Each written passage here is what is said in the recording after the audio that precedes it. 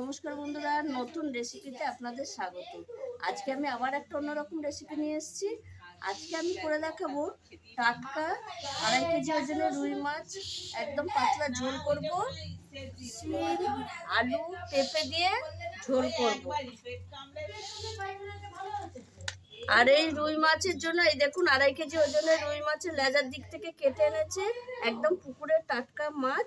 আমি আপনাদের কাটা ধোয়া দেখাইনি, আমি সব সবজি কেটে ধুয়ে মাছ কেটে ধুয়ে একবারে রেডি করে রান্নাঘরে এসেছি।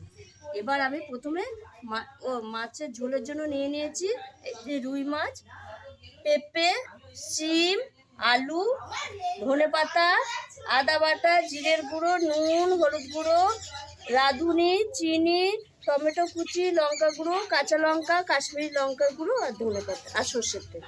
এই রান্নাটা আমি সর্ষের তেলেই করবো।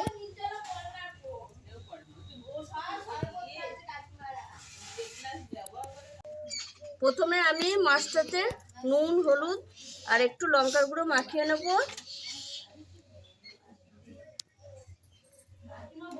এই লঙ্কার গুঁড়োটা দেওয়ার জন্য মাছটা একটু ঝাল ঝাল ভালো লাগে, কারণ রুই মাছ একটু মিষ্টি তো। আর এদিকে আমি সর্ষের তেলটা দিয়ে দেবো কড়াইয়ে গরম হওয়ার জন্য। এই মাছের ঝোলটা আমি সর্ষের তেলেই করব। এবার আমি মাছটা ভালো করে মাখিয়ে নেব। এই দেখুন বন্ধুরা, তেল গরম হয়ে গেছে। এবার আমি মাছগুলো ভেজে নেব। এই 2.5 কেজি ওজনের মাছ থেকে আমি 1 কেজি মাছ নিয়েছি, এই যে লেজাটা কিনেছি।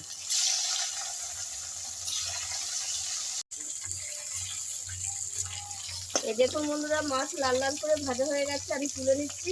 এইভাবে আমি সব মাছ কটা ভেজে নেব।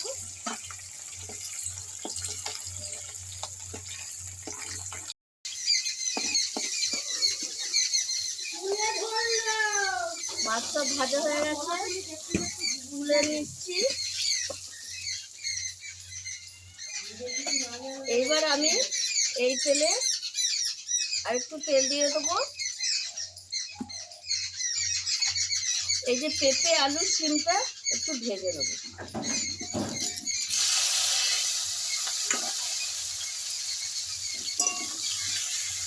এতে আমি পেঁপে, আলু, শিম সব ভাজা হয়ে গেছে।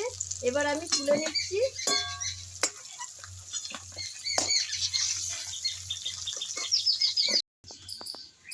এবার ওই তেলে ফোড়নে দিয়ে দেবো আমি রাঁধুনি আর শুকনো লঙ্কা। এইবার দিয়ে দেবো আমি কুচিয়ে রাখা টমেটো।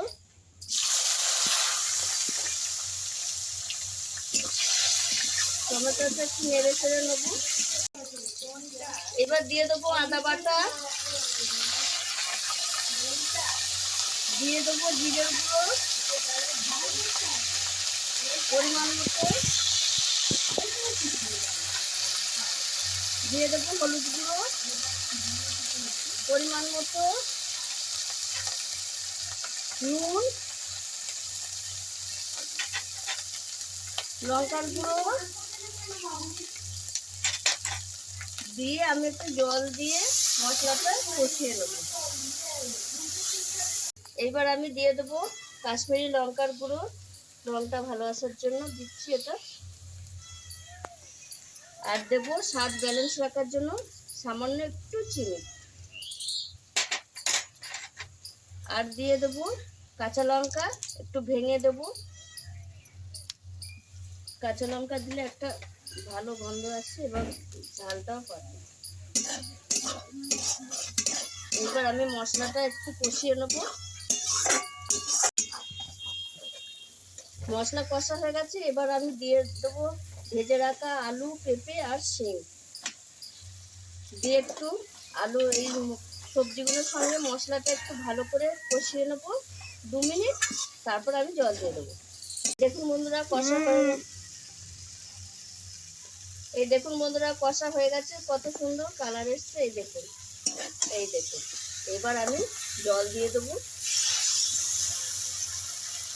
আমি জল দিয়ে ঢাকা দিয়ে দেবো। যেহেতু পাতলা ঝোল তাই জলটা একটু বেশি দেবো।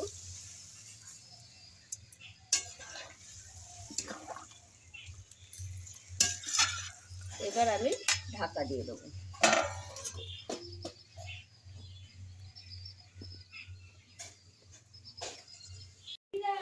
15 মিনিট হয়ে গেছে। এবার আমি ঢাকা খুলে দেখে নেব পেঁপে, আলু, শিম সেদ্ধ হয়েছে নাকি।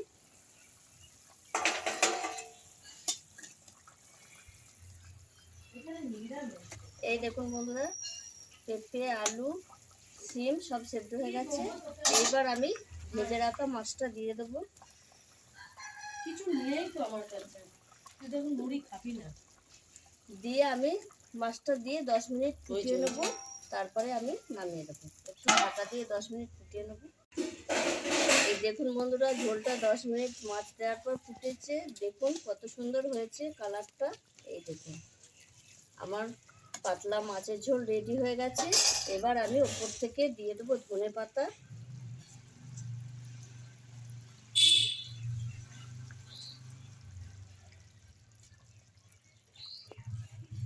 দিয়ে আমি ঝোলটা নামিয়ে নেব। এবার ঝোলটা আমি আস্তে আস্তে নামিয়ে নেব। আমি হাতায় করে করে নামাবো, কারণ সাঁড়াশিটা ঠিক ব্যালেন্স নেই।